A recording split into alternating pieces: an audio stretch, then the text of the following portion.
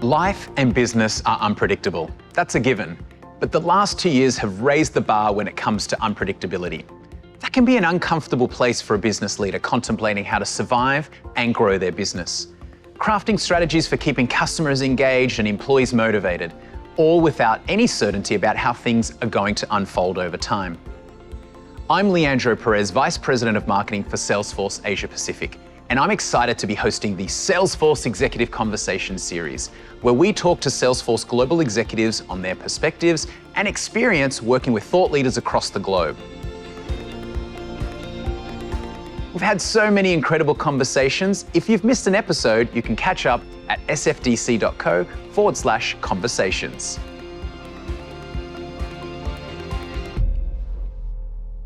Today, I'm excited to welcome Rob Seaman, Salesforce's SVP of Product Management for Slack, though Rob prefers the shorter title of Product Person. And rightly so. For 20 years, he's been living and breathing product management in big data and analytics in startups. Most recently at Domino Data Lab, before he left to come to Salesforce as an SVP of Product. Of course, once he got here, his initiative and enthusiasm led him to the massive challenge and opportunity that is Salesforce plus Slack. Welcome, Rob. Thank you so much for having me. It's a pleasure to be here. And where are you tuning in from today? I'm assuming you're at your home somewhere. I am at my home. I'm in San Francisco. I'm actually in my 7-year-old son's bedroom, which is living the success from anywhere world. I love that. That is, leading by example for sure. So look, before we get into some of the meat and potatoes, as we say here in the region, can I get a little bit of background? Obviously, we've read the bio, but let's dig a little deeper into your past. Where did you shine at school, Rob? Was there a particular area you were good at? Oh, in school. That's a great question. I'd say I was always good at math. I appreciated philosophy. I was good at math, but if I had to pick where I shined, I would say it was math. Well, I guess that's going on, computing, math, all makes sense. Now, we're all so much influenced by the folks that we're raised by. Is there a particular lesson you remember that they've, implied to you that you now carry forward into your adult life? I had an interesting upbringing. I had an Ivy League educated father and a mother that grew up in a very rural area where, education wasn't as valued as much. And candidly, that whole side of the family didn't go to secondary school or university. And so I got a nice mix of the value of education, but also just the value of hard work and working with your hands. And so I've never taken for granted, the opportunities that this industry provides us, given what I've seen my family do and what I've done for work in the past, for that matter. No, I can definitely relate to that. I love the balance there. So did that shape maybe when you were younger? What did you think you would be? Did you think you would be in computing or an engineer? I didn't. I think back to when I was younger, I wanted to be a professional fisherman. So I grew up in a pretty rural part of America and spent a lot of time outside. And so it wasn't really until university I had a roommate who was a computer science undergrad major, and just kind of looking over his shoulder, wondering what he was doing, and got super interested. So I honestly had never even considered it until university. Well, that would have been a different conversation today, talking about fishing, that's for sure. It would have. So look, now looking back, you've come all this way. You are a leader at Salesforce. And how do you choose to use that influence outside of maybe the day-to-day? Is there something you can share with us? Yeah, I think the most important thing for me, I think we're very lucky to work in this industry, because I think you get to work with people from such diverse backgrounds. This has only been an industry for maybe one generation, if you will, and it's so fast changing. You get such a diverse set of backgrounds, and you get a lot of people that aren't classically trained in it, myself included, and so what I'd love to do, from my position, is try and help people that might want to get into product or might want to build products that may not be trained in it, right? There's still not a lot of classical training for product management. And so what I try to do is, find people that are just starting and may have an interest in the creative aspects of product or the technical aspects of product, and find opportunities for them to explore it, because that's what was done for me, and I'm very thankful for it. Yeah, there's definitely a big opening for anyone from all walks of life, and I definitely see that at Salesforce as well. So, complicated thing, your job. How would you explain it to someone that isn't in tech or that doesn't understand Slack? Like, what would you say to them? Yeah, I would try and use something from the physical world, which is what I often do with my children. I think of like brand managers in like retail and clothing as an example, or brand managers for things like snowboards or golf clubs, if you will. At the end of the day, there's a person or group of people that are out there figuring out, what customers want, what customers need, what are the nuances between the different types of customers, what's the landscape of, solutions to problems that exist out there already from competitors, and finding a unique way to solve the problem that plays to the strengths of your company, and meets the needs of the user is really what I think product people do in software, understanding the landscape and coming up with a creative solution to it. So I typically, try to use an example from the physical world to explain what we do. Got it, got it. All right, well, let's jump in. We've talked before about some of your background, and it's sort of shaped the work that you do today. Can we get into a little bit of that, sharing what you've learned in that experience, especially as it relates to what's changing in the world of customer experience? Yeah, absolutely. So I started my career in accounting, which is a long story, but I actually switched over to software. Let's get into that. Let's get into that. Let's start there. Yeah, I didn't know what I wanted to do in college, so I picked accounting because that's what my father did, and he was pretty successful. I was like, oh, I'll do that, and then I very quickly realized I didn't like it, and then I had the roommate that was a computer science major and seemed interested, and so I picked that up as a double major. And it's been just the greatest thing that ever happened to me. But I did start my career at a public accounting firm. I actually did inventory back then, before drones counted things for you. I counted steel bars and cows and did inventory sampling for a public accounting firm in Middle America. And but I quickly got out and switched over to software. And I started. You found the light. You found the light. I did see the light, and I got out and got into software. And I actually started in CRM. I started at one of the first CRM companies back in the late 90s, early 2000s. And I learned a ton. I started in consulting and sales engineering. Somebody basically took an idea that I had and said, hey, why don't you come make that part of our product? And it seemed like an awesome opportunity, and I took it. And it really fundamentally changed my career for the better. And, since that point, I've gone through, myriad companies, often quite small, in the startup community. And I would say that in general, given that early experience in my career of being in CRM and focusing on customer experience, a lot of what I've done, even in the startup communities, has been, technology in service of effectively treating humans better, and providing them with a better experience. So that's an interesting concept of treating humans better. I like the way you phrase that. What are examples of some of the things today that how we can do that? Yeah, you think back to like the old world, or like the even like Norman Rockwell paintings. You would, if you lived in a small town and you went into a store, or maybe it's even today, you go into a physical store that you frequent. Those people know you. They know your tastes, your interests, your style, your family situation, your income levels, and they will often have things that they think are a fit for you, that are a fit for you, because they know you. And technology is at a point today where we can replicate that. We could probably replicate it better, given the amount of information that's available about every single one of us. And so most people think of, creating those experiences in a retail context, but you take it into healthcare, it's much easier to treat a patient with the treasure trove of information that's digitally available. In financial services, it's a heck of a lot easier to give good financial advice. Across every single industry, there's an opportunity to use this information to ultimately treat people more like humans than just another node in a network, or endpoint for an email, if you will. And I really think we're just starting to scratch the surface of it. Fascinating. And I think it's true. People do tend to go to retail, but it can apply anywhere. You just kind of need to bring that product mindset and that experience mindset.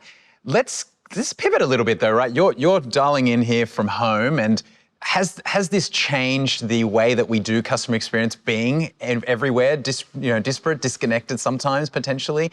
And this is where you're focusing now. So give us a little bit of insight into this. Yeah, absolutely. So it's certainly created opportunities. Obviously, like digitally engaging customers in this during the last 2 years has been paramount because people haven't been frequenting physical locations like they did in the past. But I also think, one of the hardest things about creating customer experiences in this digital world is that we change modes very frequently and very fluidly throughout the day. And that's probably more true now than it was before. So what I mean by changing modes is I have multiple modes for which I'm trying to accomplish things. I could be trying to accomplish something for Rob outside of work.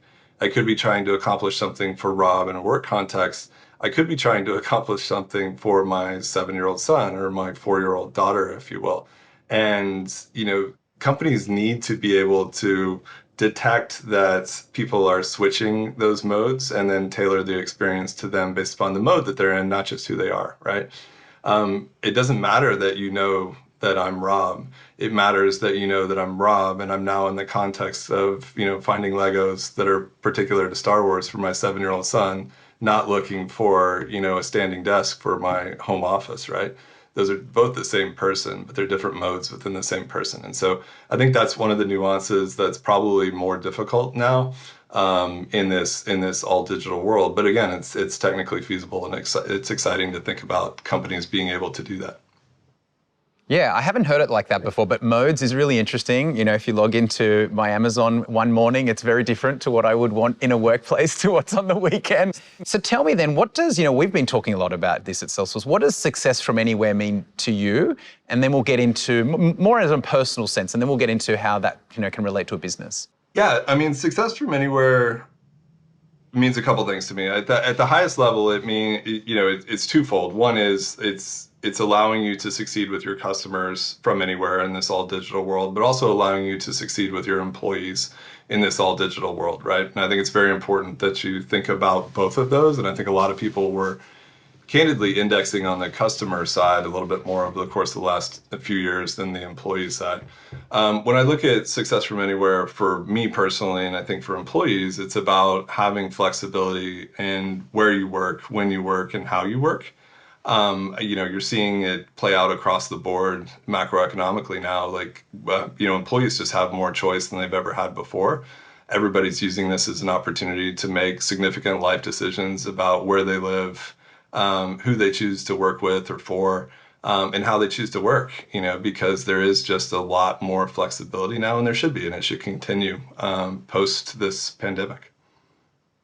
Yeah, I love that idea of flexibility. When, how, where. It's true, right? And some people did it very early on, like immediately when those orders came out that some people could work from home. But now there is this kind of realization that, hey, the world's changed.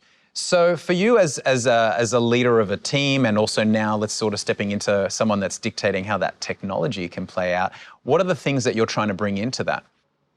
Yeah, I mean, it's all about, building, from a product perspective, it's all about building technology that encourages companies to give employees this flexibility. And this is, we haven't spoken about Slack yet. I think Slack does a phenomenal job of this. Previously, everything was a synchronous meeting. You were in a physical location, you booked a meeting room, you went to a meeting room, and you sat down and you had a meeting. Back in February of last year, everything immediately shifted to a Zoom meeting. And everything was synchronous, and it's one of the reasons we're all exhausted at the end of the day is because we're sitting on these Zoom meetings all day long. And it doesn't have to be that way. There are ways to, recreate the whiteboard of the past in this digital world. There are ways to conduct meetings that don't actually require, a Zoom meeting or a web-based meeting that can be done asynchronously.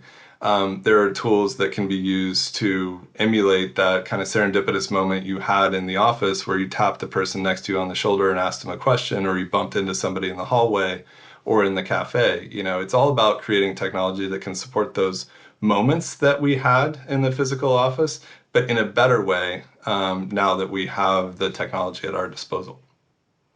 Yeah, I love that concept of moments. We've been talking about that in marketing for the customer experience, but now, like you said, we're kind of flipping that to the employee experience. So are there any examples outside of Salesforce? We have a few that we can talk about that we've tried, but that you're seeing companies leaning into this and have done a good job? Yeah, I mean, I'd look to the companies that were remote or entirely remote prior to February of last year. I think Envision does a phenomenal job of this, GitLab. Those are a few of the more inspirational companies that have been, remote and flexible from day one and extremely successful in doing so. If you look at the supporting technology landscape, obviously I'm biased, but I think, Slack is front and center in helping this, transformation of companies from these physical headquarters to these digital headquarters. But there's other tools out there that are helping as well, whether it's, the Jamboards from Google to FigJam from Figma to Miro, tools that help you emulate the whiteboarding and collaboration experience you had through whiteboards in the past to tools like Slack that allow you to, communicate and work in channels about particular topics and teams or work items. There's a ton of technology that's now available that's really inspiring and making this change possible. Yeah, I think those companies that are remote from day one, they can kind of rewrite the book, that, so to speak, that they use. Talk about, you just said physical to digital HQ, and some folks may not have heard that transition before. What does it mean to have a digital headquarters? So, my commute is no longer going, down the 101 in San Francisco to our headquarters. It's walking down the hallway from the kitchen to my son's bedroom. But we need a way to connect with our colleagues to get work done. As humans, we need ways to socialize. We need ways to connect to the support systems that make us productive as employees. And we need ways to connect to the operational systems, that were previously on our desktop in the context of how we're working now in this digital world. And so to me, a digital headquarters is, a virtual location that all of your employees can go, where work is automatically organized for them, where they can connect with the colleagues that they need to instantaneously, and they can get the help that they need either from the organizations that support them or from the systems that support them instantaneously as well. Wow, it's a pretty big concept, especially if folks haven't heard it before. It's a complete rewriting of the books, like I mentioned before. So where do you think the opportunity is here, and who should be leading this? Is this the CEO that needs to come in and say, hey, we have a new way of doing things here? Yeah, I absolutely think it's the CEO. I think if it gets punted to, a particular operating unit or line of business, the chances of success are considerably lower. I think it needs to be something that's done across the board and from the top down from the CEO. And that's a lot of the conversations that we're having with customers today. You're seeing more and more CEOs embrace this concept of flexibility because it creates a lot of opportunity. It creates a lot of opportunity for efficiency. Obviously, you're not as reliant on physical locations and real estate that you might have been in the past. It opens up your talent pool beyond the locations where you previously had offices to, effectively this borderless community of talent that you might not have been able to tap into before. So I think it has to come from the CEO down. It has to be seen as an opportunity, and it has to be seen as an opportunity for transformation. One of the biggest conversations that we're having with customers now is about not just one-to-one translating or replicating what was happening in the physical world, but really taking that moment to pause and fundamentally change things for the better, given all the tools and technologies that are available in the digital world now. Yeah, it's an exciting time for sure, especially if you like rewriting things. I want to connect the dots on two things. You said at the beginning that you did enjoy as a leader being able to give people opportunities, especially in the areas of product where maybe they they hadn't come that way. And then you said, obviously, with this new digital headquarters, that it unlocks the opportunity to bring in people that maybe not in the area or from the same sort of circles that have normally been hired. Is that something you're passionate about? Is this something that you could sort of, share with the team? I know at Salesforce, it's a big driver for our values. Absolutely. I mean, it's one of the most exciting things about where we're at right now to me. I grew up in Oklahoma, which is a very, very small state that is, Texas's hat, for lack of a better word. Most people do. They call it a flyover state. Most people don't realize it exists. And, candidly, growing up where I did, there wasn't a lot of opportunity, for working at companies like what you see in California, what you see in Sydney, what you see in London, what you see in Tokyo or Singapore. Those opportunities just weren't there. And, now that location is less relevant, and that we can all connect together digitally, it isn't that the talent didn't exist in states like Oklahoma. It's that the talent wasn't afforded the opportunity. And so I'm very passionate about the opportunity to open our talent pool to, states, at least within the United States, states that traditionally we haven't sourced talent from, and give them the flexibility to actually work from those states on interesting problems and technologies like we are. So I think, from a product perspective, I think some of the best writing out there, it's somewhat dated at this point. Rajesh Khosla actually wrote a piece about gene pool engineering and the best companies and product teams having a diverse set of perspectives. And I firmly believe that the best products are created by diverse teams, in the traditional sense of diversity, but also in diversity of brain types. And our ability to now source talent from, locations we previously haven't even considered, increases the diversity of brains that are actually looking at problems and the quality of solutions that are coming out of it. So it's super exciting. Yeah, and I'm sure a lot of people tuning in from Asia, or maybe the world, saying, wow, now I can participate in what's happening in the US as well, or in California. So it's geographical as well, globally. So now, Rob, I don't want to pass up this opportunity. Obviously, you're thinking a lot about the Slack product and what we're doing there to marry up everything we've been talking about to this new future ways of working.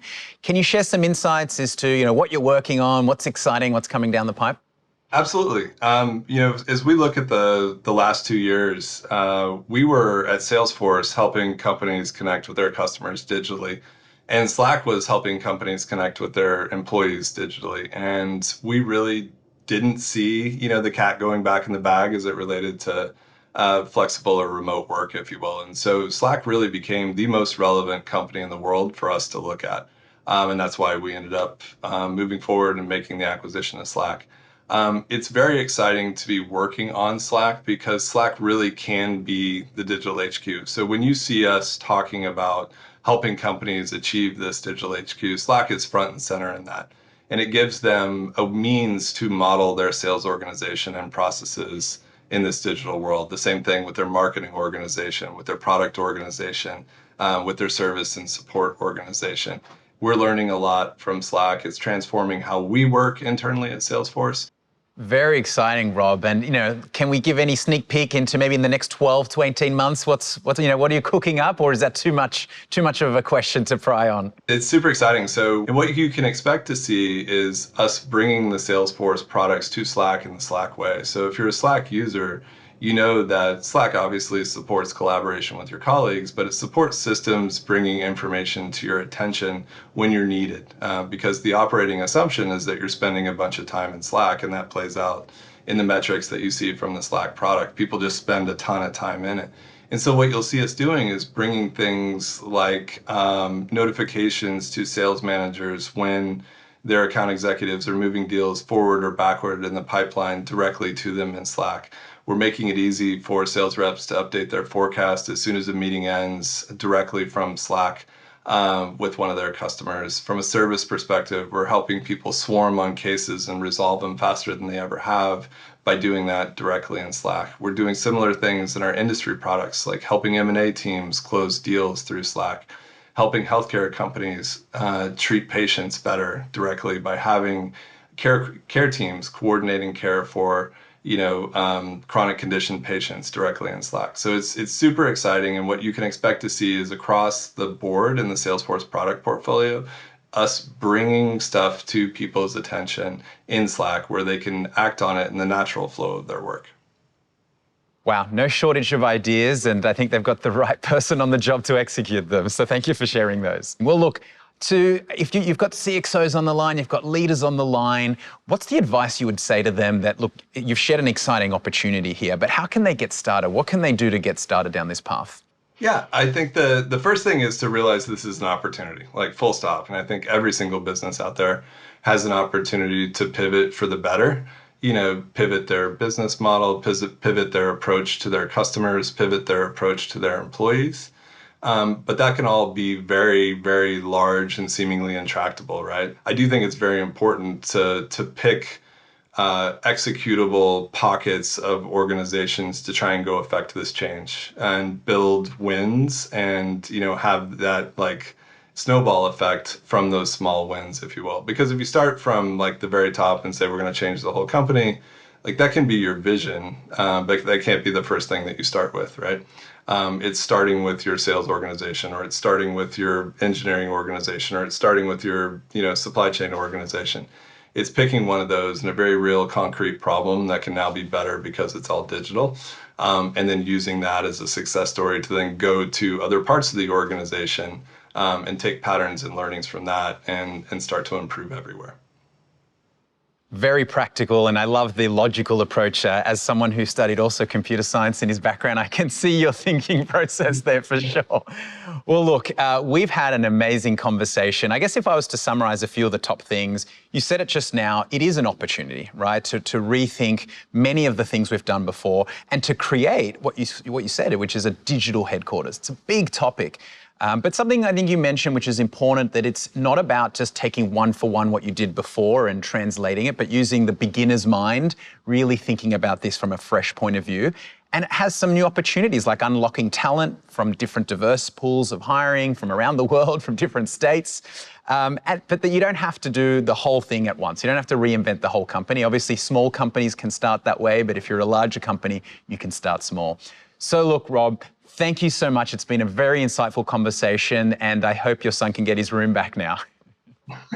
Thank you so much, Leandro. It's been a pleasure. Thank you, Rob.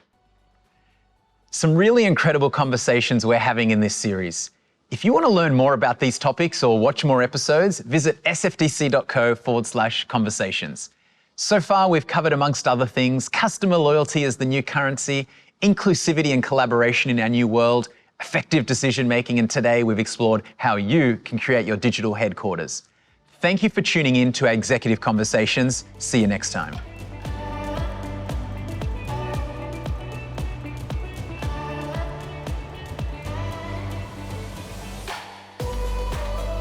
I was supposed to be in a different place and last minute ended up here, and I'm in my son's bedroom, so I took a piece of art out of our living room and scooted it into here. Success from anywhere. We are talking about that today, so that is amazing. Exactly. Sorry, Rob, I get touch-ups here. Can't yeah, I was like, where's mine? We'll send you a little at-home kit. Get my 4-year-old in here with a magic marker.